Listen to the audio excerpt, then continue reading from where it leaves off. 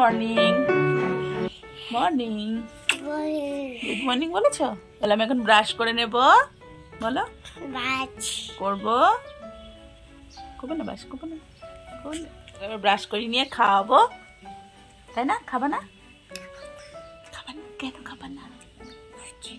কুচি খাবো, কুচি খাবো। সকালবেলায় কুচি খায় না, কুচি খাবে। কুচি সকালে কুচি খেতে নেই। চা খাবা? চা না, তাহলে কি খাবা? বিস্কুট। বিস্কুট? বিস্কুট খাবা? বিস্কুট? বিস্কুট খাবে গো, বিস্কুট খাবে। বিস্কুট খেতে হবে না, তোকে চিড়ে দিয়ে কলা দিয়ে মেখে দেবো। চলো। রাধে রাধে বন্ধুরা, কেমন আছো তোমরা সবাই? আশা করছি তোমরা সবাই খুব ভালো আছো, আমরাও ভালো আছি। আর আমার ব্লগটা যে যেখান থেকেই দেখছো না কেন, তাদেরকে জানাই অসংখ্য অসংখ্য ধন্যবাদ আমার ব্লগটা দেখার জন্য। আর ছোটদের ভালোবাসা ও বড়দের প্রণাম জানিয়ে আজকের ব্লগটা শুরু করছি। আজ হচ্ছে রবিবার, এখন সকাল 9টা বাজে। তো দেখো, সোনাকে আমি ঘুম থেকে তুলেছি, তুলে ওকে মুখ টুক ধুয়ে দিয়েছি, আর তারপরে বিছানা টিছানা গুটিয়ে নিয়েছি। আর তারপরে ও গিয়ে সঙ্গে সঙ্গে বাথরুমে চলে গেছে। ও জল দেখে স্নান করতেই ঢুকে গেছে, কারণ এখন তো খুব গরম পড়ে গেছে। ড্রামের মধ্যে যেই জল ছিল, জলের মধ্যে গিয়ে ও স্নান করতে বসে পড়েছে। তারপর আর কি করা যাবে, ওকে স্নান করিয়ে তুলে নিয়েছি। স্নান হয়ে গেছে তোমার? হ্যাঁ তাই তো, অলি পরে নিয়েছো? তুমি স্নান করে পরিষ্কার করে নিয়ে এবার ওর খাবারটা রেডি করেছি। দেখো, ওকে আজকে চিড়ে কলাই মেখে দিয়েছি সকালবেলায়। কিন্তু খুব কান্না করছিল, আর বাচ্চা যখন কান্না করে না, তাকে বুঝিয়ে বাঝিয়ে তারপরে আবার খাওয়াতে হয়। কারণ মাদের খুব ধৈর্য আর সহ্য, বলে না, মা হলে খুব ধৈর্য সহ্য দুটোই লাগে, তার কারণেই আর কি বলা। আর দেখো, তারপরে আবার চুপচাপ বসে খেয়ে নিচ্ছে, নাহলে খুব কান্না করছিল, প্রথমে খাবে না। আর এখন একটু বড় হয়েছে তো, যার কারণে কি হয়, ও একটুখানি খুব চঞ্চল হয়ে গেছে, খেতে চায় না। তো মাঝে মাঝে একটু বিরক্ত করে। তো ওকে আবার গুছিয়ে বাজিয়ে বাবারে সোনারে পাখি দেখিয়ে আবার ব্যালকনিতে বসে ওকে গরু আসে, গরু দেখালে পরে ও চুপচাপ আবার খেয়ে নেয়, তখন অসুবিধা করে না। তারপরে আমি যাচ্ছি বাজারে। দেখো, বাজার করব বলে, কারণ সোনাকে নিয়ে ওকে রেডি করিয়ে রেখে দিয়ে তারপরে বাজারে যাচ্ছি, না হলে এসে বাজার থেকে এসে অনেকটাই দেরি হয়ে যায়। তো আমাদের এটা কোয়ার্টারের রাস্তা দিয়ে আমি বাজারে যাই, কারণ তারপরে বাজারে গিয়ে আলু নেব, আলু আর হচ্ছে সবজি একটু, আর মাছ নেব। যেহেতু রবিবার, তো আজকে গরমের মধ্যে আর এখন চিকেন আনা হচ্ছে না, কারণ চিকেনটা গরমের মধ্যে মানে খুব একটা ভালো লাগছে না খেতে, তার জন্য আর চিকেনটা আনিনি। আজকে মাছই এনেছি। আর সোনার জন্য দেখো একটা ল্যাঠা মাছ নিয়েছি। ল্যাঠা মাছটা আর কাটিয়ে আনিনি, আমি বাড়িতেই কেটে নিয়েছি। আর তারপরে সবজিগুলো আমাদের দেখাবো। তো দেখো, গাজর নিয়েছি, পটল নিয়েছি, শসা নিয়েছি, আর হচ্ছে লেবু নিয়েছি, আর রাঙা আলু, এই কটা জিনিস নিয়েছি, আর শাক আলু। আর হচ্ছে দেখো, লেবুও নিয়েছি, আর এখানে কুমড়ো, লাউ, আর এদিকে পেঁয়াজ, রসুন, আদা আর আলু, এখানে হচ্ছে ভেন্ডি। আর এদিকের ফল আছে কলা, আপেল, আর নিয়েছি একটা খেজুর নিয়েছি, আর এদিকে তরমুজ। আঙুর ফলগুলো আগেই ছিল বাড়িতে, ওগুলোকে ধুয়ে আবার পরিষ্কার করে রেখে দেবো সোনাকে খাওয়ানোর জন্য। আর এখানে দই নিয়ে এসেছি, একটা দইয়ের প্যাকেট এনে ফ্রিজে রেখে দিলাম, কারণ ঠান্ডা। তারপরে আবার দেখো গ্যাস পরিষ্কার করে নেব, কারণ সকালবেলার খাবারটা করা হয়েছে, তারপরে আর গ্যাসটা পরিষ্কার করা হয়নি, চিড়ে টিড়ে পড়েছিল, তাই ভালো করে পরিষ্কার করে নিয়ে আবার তারপরে রান্না করব। না হলে ওই নোংরার মধ্যে ধরো রান্না করলে আরও বেশি নোংরা হয়ে যাবে, তার জন্য গ্যাসটাকে ভালো করে পরিষ্কার করে ধুয়ে নিলাম, নিয়ে হাঁড়িতে এখানে জল রেডি করে রেখেছি ভাত করব বলে। আর এইদিকে মাছটা শোনার জন্য মাছটা, গোটা মাছটাই নিয়ে এসেছিলাম, তো ওটা কেটে নিয়েছি, কেটে পরিষ্কার করে নিয়েছি, কারণ এই ছোটো ছোটো মাছগুলো আমি নিয়ে আসলে আমি বাড়িতেই কেটে পরিষ্কার করে নিই, আর ওখান থেকে কাটিয়ে নিয়ে আসি না। আর বড় মাছটা কেটে দেয়। আর কয়েকটা বাসন ছিল, ওকে খাওয়ানোর পরে সেই বাসনগুলো মেজে পরিষ্কার করে নিলাম, কারণ চিড়েটা সেদ্ধ করেছি ওর জন্য, সেদ্ধ করে সেগুলো ছিল। আর ওমের জন্য একটু রুটি আর কুমড়ো ভাজা করে দিয়েছিলাম, তো সেইটাও আবার কড়াইটা মেজে পরিষ্কার করে নিলাম, আর বেসিনটাকেও পরিষ্কার করে নিচ্ছি, কারণ পরিষ্কার পরিচ্ছন্ন করে নিলে তারপর রান্না করলে এই জায়গাটাও আর অত নোংরা থাকে না, আর পরিষ্কারও থাকে, তার জন্যই পরিষ্কার করে নিলাম। দেখো, আর ঘর বাড়ি যত পরিষ্কার পরিচ্ছন্ন রাখবে তত ভালো থাকবে, নেগেটিভ এনার্জিগুলো ঢুকবে না বাড়িতে, পজিটিভ থাকবে। তারপরে দেখো, মাছ নিয়ে এসেছি,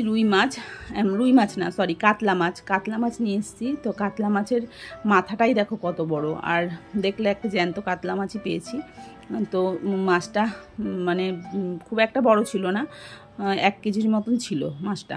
তো ওই মাছটাই রান্না করছি আজকে, আর পটল দিয়ে আলু দিয়ে, কারণ এখন গরম তো, গরমকালে পেঁয়াজ রসুন দিয়ে বেশি করে মানে মশলা দিয়ে রান্না করলে না মানে খেতে ভালো লাগে না, কেমন যেন লাগে, একটু গরমেও অস্বস্তি হয়, যার কারণে একটু হালকা পাতলা রান্না করলে গরমে খেতেও ভালো হয়। আর গরমের মধ্যে যত হালকা পাতলা খাবা তত শরীর ভালো থাকবে। আর আজকে কুমড়ো ভাজা আর মাছের ঝোলটাই করেছি, ব্যাস আর কিছুই করিনি সেরকম, কারণ বেশি কিছু লাগে না, কারণ অনেক তরকারি রান্না করলে না তখন তোমাদের দাদাভাই না খেতে বসে বলবে কি এত তরকারি তাহলে কি দিয়ে খাবো, ওই জন্য আমাকে বলে যে যখনই রান্না করবা হয় 2 পদ রান্না করবা, বেশি রান্না করতে যাবা না, কারণ বেশি রান্না করলে তখন আর খেতে ইচ্ছা করে না, কোনটা দিয়ে খাবো বুঝতে পারে না। ওর একটা যে কোনো মাছ হোক, ভাজা হোক, ডাল হোক, যাই হোক 2 রকম হলেই হয়ে যায়। আর রান্না দেখো এর মধ্যে কতটা এগিয়ে গেছি, আমি রান্নাও প্রায় আমার কমপ্লিট হয়ে গেছে, আর রেখে দিয়ে আসবো এবার। তারপর তোমাদের দাদাভাই আসবে খেতে আজকে দুপুরবেলায়, ও আজকে কাছেই ডিউটি করছে, তো আমাকে ফোন করে বললো তোমার রান্না হয়ে গেলে আমাকে ফোন করো, আমি খেতে যাব, আজ আর বাইরে খাবো না, কাছেই ডিউটি আছে। তো আমি রান্না করে ওর জন্য ফোন করলাম, রান্না করে টোরে, তারপরে এসে তোমাদের দাদাভাই খেয়ে নিয়েছে, আর ও খেয়ে দিয়ে চলে গেছে। তারপর সোনাকে আবার খাইয়ে দিলাম, কারণ সোনাকে না খাওয়ালে ও আবার খাইয়ে দেয়, ওকে আবার টাইম মতন ঘুম পাড়িয়ে দেবো, কারণ খুবই বিরক্ত করে, নাহলে দেখো সারা ঘরে যতবার আমি গুছাবো ও ততবার সব জিনিসপত্র ফেলে ওর খেলনাগুলো একদম 2টো ঘর ডাইনিং সব নষ্ট করে রেখে দেবে, তারপরে আবার ওকে সেগুলো ঘুম পাড়িয়ে দিয়ে সেগুলো আবার পরিষ্কার করতে হয়। দেখো মাছটা, এই মাছে আবার একটু কাটা আছে, বেছে বেছে খাওয়াতে হয়, কারণ কাটা মুখে লাগলে তখন আর এমনিও মাছ খেতে চায় না। একবার তোমাদের দাদাভাই ওকে বলেছিল যে মাছে কাটা আছে, ব্যাস তারপর থেকে ও আর মাছ খায় না, মাছ খেতে চায় না, তো বুঝিয়ে বাজিয়ে ভাতের সাথে একটু মিশিয়ে মাছটা খাইয়ে দিই ওকে। তারপর দেখো মাছ খাওয়ার পরে এখন গ্লাসে করে জল খেতে শিখে গেছে, ওর অনেক ছোট থেকেই গ্লাসে করে জল খায় ও, তারপর ভাত খেয়ে জলটা ও খেয়ে নিচ্ছে, তারপর ওকে ঘুম পাড়িয়ে দেবো। এবার দেখেছো সারা বিছানায় সব ছড়িয়েছে খেলনাগুলো। আর আসলে কি বলো তো, ছোট বাচ্চা, আমাদের এখানে ধরো বাইরে খেলার মতন পরিস্থিতি নেই, মানে এখানে সেরকম কেউ বেরোয় না, বাইরে কতক্ষণ খেলবে, তার জন্য ওকে ঘরেই খেলে ও, আর জিনিসপত্র ছড়াবে তো কি করব বলো, ঘরে আবার পরে গুছিয়ে রেখে দিই, ও যখন ঘুমিয়ে পড়ে তখন আবার গুছিয়ে রেখে দিই। তারপর দেখো বিকেলবেলা একটু ঘুম থেকে ওঠার পরে একটু তরমুজ কেটে দিয়েছি, আর তোমাদের দাদাভাইও চলে এসছে, সোনা তোমাদের দাদাভাইয়ের সাথেই বসে আছে ওর পাপার সাথে, আর বসে গাড়ি নিয়ে খেলা করছিল, আর তোমাদের দাদাভাই ওর গাড়িটাকে নিয়েই খেলা করছে বসে বসে। তো তরমুজে বীজ ছিল দেখে সোনা বলছে তরমুজ ছাড়িয়ে দাও, বীজ আছে, যে বীজ থাকলেও খেতে চায় না, কারণ বীজগুলো মুখে পড়ে, ওকে ছাড়িয়ে দিতে হয়, যেহেতু এখন ও তরমুজটা আমি কোনো ফলেরই ওকে রস করে খাওয়াই না, ওকে না গোটা দিয়েছি ওকে, বা কেটে দিয়েছি, ও টুকটুক করে ছোটোবেলা থেকে ও টুকটুক করে দাঁত যেহেতু হয়ে গেছে এখন, ওই জন্য রসটা আমি পুরোটা চিপে খাওয়াই না।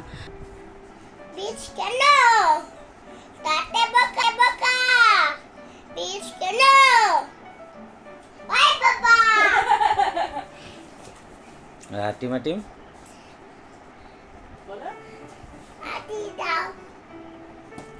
হাততালি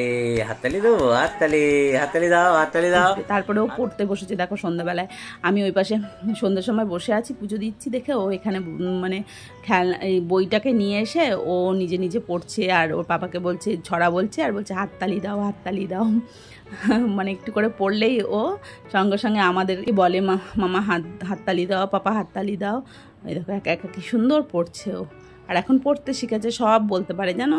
করবো ওর পড়ার ভিডিও তোমরা দেখবে, খুব ভালো লাগবে তোমাদের। তো আজকের মতন এইটুকুই, টাটা।